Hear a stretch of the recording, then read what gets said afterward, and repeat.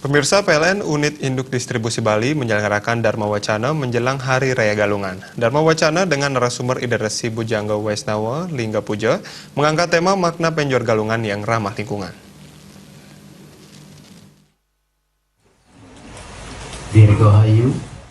Menyambut Hari Raya Galungan, PLN Unit Induk Distribusi Bali menggelar Dharma Wacana yang mengundang narasumber Ida Resi Bujangga Waisnawa Lingga Puja. Dewasa ini wilayah Bali mulai padat pemukiman. Oleh karena itu pemasangan atribut penjor juga perlu mempertimbangkan keamanan dan kenyamanan lingkungan.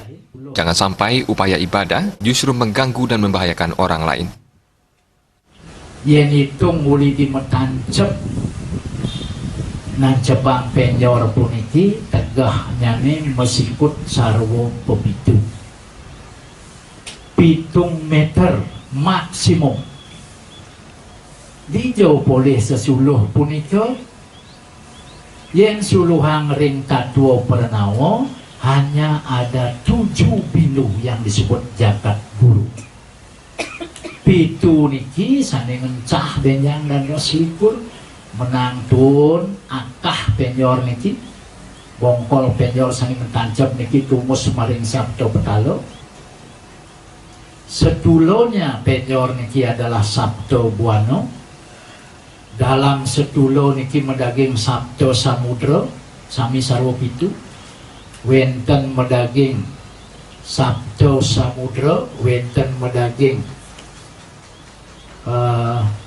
sabdo buano, wus punika wenten sabdo ganggo, dur punika wenten sabdo loko. Hanya itu pepetekan yang masuluh ring pernawa kadua. Terkait pembuatan penjor, Ida Resi menyarankan bahwa penjor cukup dibuat dengan ketinggian 7 meter.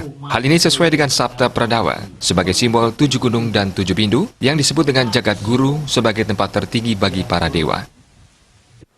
Yang goreng PLN tegah kabel listrik niki sudah 11,5 yang ragongai penjor makin 7 meter dengan perhitungan wenten marut suto angin ngiberang makin muncul tamiang puniki jadi ten keni kabel duit nikilah beciknya hiluman sikut. Sehingga kalau kita berpacu acuan kita pada sastra mejanten sampun kedamaian santi akan kita peroleh.